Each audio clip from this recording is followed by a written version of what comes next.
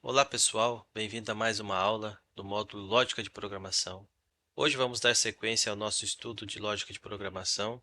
Vamos falar de duas coisas hoje. Primeiro, estruturas de controle de fluxo e operadores. Primeiro, o que é estrutura de controle de fluxo? Bem, estrutura de controle de fluxo são ferramentas que permitem alterar o fluxo de execução de um programa. Nos permite tomar decisões, executar diferentes blocos de código dependendo das circunstâncias. Então, o que que isso significa? Imagina que damos alguns comandos ou algumas tarefas para que o nosso algoritmo seja executado. Então, temos ali a linha 1, linha 2, linha 3. Podemos até pegar o exemplo que falamos lá na primeira aula. Se você não viu, assiste a primeira aula, né? Que era aqui sobre a execução de uma receita de bolo. Então, aqui existe um fluxo de comando, um fluxo para ser executado. E nós, em algumas situações, precisamos ter controle desse fluxo, parar a execução ou ir para outra direção. É isso que nós vamos aprender hoje, o que que significa. Então, por exemplo, vou voltar aqui. Nós temos três tipos de estrutura de controle de fluxo. Temos o sequencial, temos o condicional e temos a interativa, ou fluxo de repetição. Primeiro, o que é o fluxo sequencial? As instruções são executadas em ordem sequencial, uma após outra. Então, até esse desenho aqui exemplifica isso. Primeira função é essa, a segunda função ou a primeira tarefa é essa, a segunda tarefa é essa, a terceira tarefa é essa, até chegar o fim do código, certo? O fim do nosso algoritmo. Então, é uma sequência mesmo de execuções de funções, tá bem? Temos a condicional. A condicional permite que o programa execute diferentes instruções dependendo de uma condição específica. Então, pode também ter uma sequência e, em certo momento, existe uma condição. Se for condição A, siga por um caminho. Se a condição for diferente, siga por outro caminho. Então, é um fluxo condicional, tá bem? E o terceiro é o fluxo de repetição. O que que ele faz? Permite que o programa execute um conjunto de instruções repetidamente, enquanto a condição específica for verdadeira. Tá? Então, em certo momento do código, você vai precisar repetir aquela instrução. Faça isso, faça isso, faça isso por N vezes, né? Por exemplo, a gente falou lá na primeira aula sobre a receita do bolo. Imagina que em uma das instruções seria pegar 3 ovos e depois quebrar esses ovos. Então você não vai quebrar os 3 ovos ao mesmo tempo. Você poderia colocar uma estrutura ou um fluxo de repetição para que quebre os ovos, uma repetição 3 vezes. Você vai quebrar 3 ovos, um de cada vez. Então isso é um fluxo de repetição, tá bem? Aqui no pseudocódigo, nós podemos aqui ver uma estrutura bem simples, né? Que não está, na verdade, executando nenhuma função específica, mas aqui nessa primeira parte aqui, ó, é uma estrutura de controle sequencial. Então, primeiro, ele está criando uma variável, que a gente também já falou na segunda aula a respeito do que são variáveis. Então, ele está criando uma variável do nome e está recebendo o valor João. Sequencialmente, qual é o próximo passo? Criar uma outra variável, nesse caso, sobrenome, que está sendo atribuído o nome Silva. Próximo passo, terceira linha, criando uma outra variável, agora com o nome idade, está sendo atribuído o valor 25. Então, isso até aqui é uma estrutura sequencial. Primeiro faz isso, depois faz isso e depois faz isso. Uma estrutura de controle sequencial. Será que ele vai seguir linha a linha? Não, na verdade é não. Por quê? Porque vai depender da condição. Por exemplo, aqui nós estamos verificando se a idade é maior, nós vamos aprender a questão aqui desses operadores, mas se a idade é maior ou igual a 18. Se for, então faça isso, ó. A variável mensagem recebe o valor você é maior de idade, uma string, né? Se não for, se não for, né, maior que 18, ou seja, é menor de idade. Então a variável mensagem, recebe o valor a string você é menor de idade. Fim da nossa estrutura de controle, tá bem? Então, quando o código passar por aqui, ele vai fazer essa validação. Se não for, ele vai pular essa linha e já vai partir para a linha de baixo, né? Ele vai pular essa linha, então não é uma sequência, é uma estrutura condicional. Se for uma coisa, faça isso. Se for outra coisa, faça outra coisa, tá bem? E a estrutura de controle de repetição. Então, por exemplo, nós criamos aqui uma variável do tipo contador, ou melhor dizendo, do nome contador, que recebe o valor 0, certo?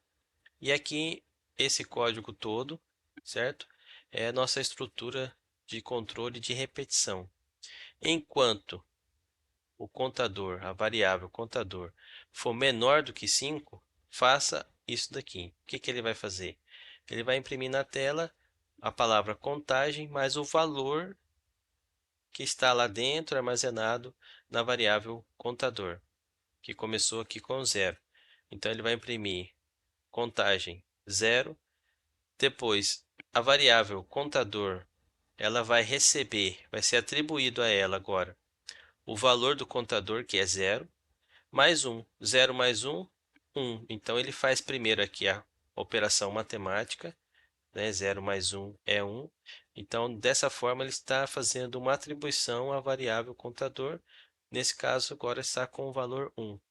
Mas a nossa estrutura de repetição dizia, se enquanto o contador for menor do que 5. Então, se ele é 1, então ele ainda pode fazer isso. Então, ele faz mais uma vez, só que dessa vez, recebeu o valor 2 e volta. Agora é o valor 3 e volta, valor 4, valor 5. E quando ele chegar no 5, ele já não vai fazer, ele vai para o fim da nossa estrutura de repetição, porque é enquanto ele era menor do que 5, certo? Então, resumidamente, isso é uma exemplificação dos nossos três tipos de estrutura de fluxo, tá? Aqui temos um exemplo do PHP, tá bom? A mesma coisa desse daqui, por exemplo. Então, PHP aqui, uma estrutura sequencial recebendo, criando e atribuindo valores aqui a essas três variáveis. Aqui uma estrutura de controle condicional. Então, nós no PHP nós usamos essa palavra if nesse formato, né? Aqui a idade maior do que 18, se for uma variável recebe aqui a string valor maior da idade. E o else, que é o se não, tá? Então, se não for maior do que 18, entra nesse bloco aqui do código. A mensagem recebe o valor menor, você é menor de idade. E aqui uma estrutura de repetição utilizando o operador while. Mas aqui só para entender que existe um fluxo que vai se repetir enquanto essa condição aqui dentro for verdadeira, tá bom? Então é isso, isso é a nossa estrutura de controle de fluxo, tá? Sequencial, condicional e de repetição. Vamos falar também agora sobre os operadores. O que são operadores? Operadores são símbolos usados para realizar operações, ou cálculos, comparações, atribuições. Então nós temos aqui os operadores aritméticos, são usados para realizar operações matemáticas básicas, como adição, subtração, multiplicação, divisão e outros. Por exemplo, o mais, o menos, o asterisco, que é usado para multiplicação, o barra, que é usado para divisão, e o percentagem, que é usado para módulo ou restos de divisão. Relacionais, ou de comparação, são usados para comparar dois valores e retornar um valor lógico, verdadeiro ou falso, com base na relação entre eles. Por exemplo, 2 vezes o igual, tá? Aqui que eu falei na última aula sobre atribuição. Quando nós usamos um igual, nós estamos atribuindo, ou seja, por exemplo, quando criamos uma variável e você quer atribuir um valor a essa variável, então você vai colocar o nome da variável e vai colocar um sinal de igual e o valor que você quer atribuir àquela variável. Então, isso é uma atribuição.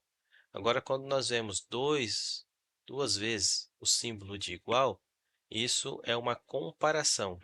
Por exemplo, se a variável x é igual à variável y, se o valor da variável x é igual ao valor da variável y. Nós vamos ver um exemplo aqui para baixo, mas só para vocês entenderem a diferença de quando usa uma vez o símbolo igual ou quando usa duas vezes o símbolo igual. Exclamativo com o igual é diferente.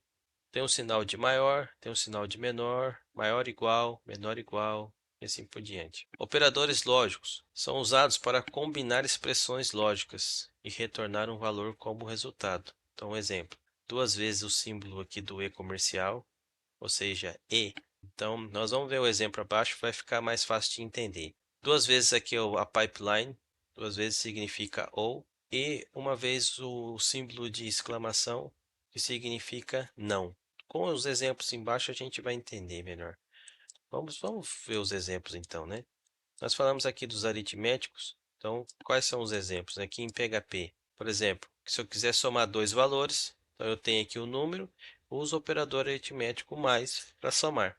Então, 10 mais 5, o valor que essa variável vai receber, que vai ser armazenado na memória do computador, vai ser o valor 15. Se quisermos imprimir o valor da variável resultado, vai aparecer 15, tá bom? Porque teve uma operação aritmética aqui. Olha, aqui está errado, tá? Operador relacional aqui está errado. Isso aqui está fazendo uma atribuição. A idade está recebendo o valor 20, tá? Vou escrever aqui o relacional. Na verdade seria assim, ó. Idade igual a 20, por exemplo, certo? E uma outra variável aqui, o age, que é em inglês, é igual a 22. E aqui eu faria uma relação assim, ó, idade igual a age. Vou colocar aqui para cima, vocês vão enxergar melhor. Vou colocar aqui do lado. Tá? Isso daqui, sim, é uma operação relacional. Ó. Até a gente falou aqui em cima, né? Ó, relação do igual, tá? Então, o resultado disso daqui, ó, seria false, porque idade não é igual a age, tá? Mas se eu colocar assim, ó, o que está acontecendo aqui? Se eu colocar assim, a variável idade está recebendo ou está sendo atribuída à variável idade o valor da variável age, tá? Então, idade passaria a ter o valor 22. Vou escrever aqui idade. Se eu fosse escrever idade na tela, iria aparecer 22, tá? Porque idade recebeu o mesmo valor que a variável age tem. Agora, se eu escrever assim, ó, aí aqui mantém o 20, né? Eu estou escrevendo o valor da variável idade. Eu não estou escrevendo o resultado dessa verificação, dessa operação relacional. Se eu quiser escrever o resultado dessa operação relacional, daria false, porque um valor não é igual ao outro, tá? Então aqui a gente pode usar o diferente, aí aqui daria verdadeiro. Idade é diferente de age? É, verdadeiro. Aí tem o maior, que a gente viu lá em cima, né? O maior aqui, o menor. Idade é menor do que age? Sim, verdadeiro. Idade é maior do que age? Não, então false. Idade é maior ou igual, menor no caso que é menor ou igual a age? Sim, é menor, então verdadeiro. Então na operação relacional ele vai devolver o resultado sempre verdadeiro ou falso, tá bem? Vamos ver aqui no exemplo aqui. Então ignora esse daqui, tá? Esse aqui tá errado, não sei porque ele gerou dessa forma. Operador lógico. Nós temos aqui o operador lógico true ou false. Então, por exemplo, na verdade, ele criou aqui para mim só as variáveis, né? Ele não fez aqui a operação lógica. Vou fazer aqui do lado, jogar isso aqui mais para cá, diminuir aqui um pouco. Então, o operador lógico aqui pode ser usado o e o ou. Então, por exemplo, pode pegar aqui esse exemplo aqui, ó. Não, vou criar aqui outro, né? Vou usar aqui. Tem café e tem leite, ó. Legal, gostei desse exemplo. Tem café igual a true. Tem leite igual a false. Por exemplo, poderia aqui no PHP, ó, sim, tem café, porque é uma variável booleana. Então, o retorno dele já é true ou false, tá? Mas eu poderia fazer aqui também, se a gente reaproveitar ali essas variáveis que nós criamos ali do lado, se a idade for menor que age, certo? Então o resultado aqui a gente sabe que é verdadeiro. E como que a gente pode usar então os operadores lógicos? Como que a gente pode usar aqui, né? O e, por exemplo. E tem café, que a gente já sabe que é verdadeiro, né? Que é true. Faça alguma coisa, faça alguma coisa, certo? E else, não faça nada, por exemplo, tá? Então aqui só para exemplificar, ó, que nós estamos fazendo duas validações. Essa é uma validação e essa aqui é outra. Nesse caso, como ele é um booleano, então eu sei que o resultado aqui é verdadeiro. Então eu estou querendo dizer que, ó, se isso for verdadeiro e isso daqui também for verdadeiro, então faça alguma coisa. Por exemplo, eu poderia criar aqui uma outra variável, sei lá, a, e pôr aqui o valor 25, por exemplo. E aqui eu poderia fazer o seguinte, ó, idade menor que o a. Ó, idade 20 é menor do que age, que 22? É menor do que age, 22. E o que muita gente às vezes confunde? Que faz isso, ó. Por exemplo, eu quero saber se a idade é menor do que o age e menor do que o aqui. Aí tem gente que faz isso, ó. Idade é menor do que age e menor não. Você tem que repetir aqui a variável, tá? Tem que repetir aqui porque é outra condição, tá? Aqui é um bloco e aqui é outro bloco de condições, tá? Validação de condição. Então, nesse caso aqui, ó, idade é menor do que age? É. E idade é menor do que o A? É também. Então ele vai entrar aqui nessa primeira condição. A gente pode também, por exemplo, vou mudar aqui o valor, vou aqui 18. Já não vai entrar, né? Idade é menor do que age? É menor do que age. E também é menor do que A? Não. Então não. Então ele vai entrar aqui no else, no se não, tá bom? E temos o ou, né? Opa, o ou assim. Aí se uma das condições for verdadeira, ele vai fazer algo. A idade é menor do que age? É menor do que age. Então pronto, ele já entra aqui. Idade é maior do que age? Idade é maior do que age? Não, é menor. Então, ou idade é maior do que o A? Idade é maior do que o A? É, então ele entra aqui. Pelo menos uma das condições tem que ser verdadeira. Atribuição. Atribuição já dá para nós usarmos ali o exemplo, mas só para ler aqui o que significa, são usados para atribuir valores a variáveis. Tá? Mais uma vez aqui a palavra atribuição, atribuir. Tá? Igual o símbolo igual, né? Nós já falamos sobre atribuição, é lá, atribuição simples, certo? Mas nós temos outras formas de fazer atribuição. Tem o mais igual, o menos igual, o asterisco igual e o barra igual. Então, são atribuição com operação. É como se a gente estivesse utilizando dois tipos de operadores, ó, tanto os aritméticos quanto de atribuição, quando utilizamos dessa forma aqui. Vamos ver aqui o exemplo. Eu criei aqui uma variável do tipo, ou do nome número, que ele foi atribuído a ele o valor 10, ok? E aqui na segunda linha, a mesma variável, ela está tendo um tipo de incremento. Então, ela tem o valor mais, ou o símbolo mais, com o símbolo igual. Isso significa o quê? Que essa variável vai manter o valor que ela já tem e vai fazer um incremento do valor de 5, tá bem? Então, isso daqui são operadores de atribuição. E o mesmo acontece com o menos, né? Se nós fizéssemos aqui, colocasse o menos aqui no lugar do mais, o valor final seria 5. Tá? Nesse caso aqui, ó, 10 mais 5, o valor final é 15, né? Mas se fosse menos, o valor final seria 5. Se fosse vezes, seria 50. Se fosse o barra, seria 2, né? Temos aqui também, temos aqui também operadores de incremento e decremento, tá? São usados para incrementar ou decrementar o valor de uma variável em uma unidade. Então, um exemplo aqui, o mais, duas vezes o símbolo de mais e duas vezes o símbolo de menos. Então, por exemplo, nós temos aqui uma variável contador, recebeu o valor 0. E quando nós fazemos assim, ó, contador mais mais, que ele significa que ele vai ser incrementado o valor mais 1, tá? Então, no final, essa variável aqui vai ter o valor 1, que ela começou com 0, mais 1, 1. Se eu colocasse, repetisse mais uma vez isso, 2, mais uma vez, 3, e assim por diante, tá bem? E o mesmo funciona para o decremento, tá?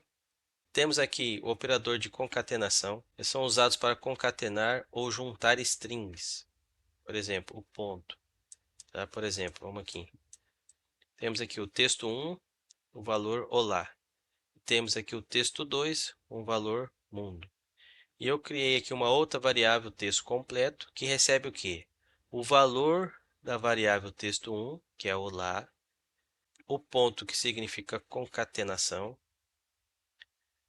Nesse caso, ele está concatenando uma vírgula, tá?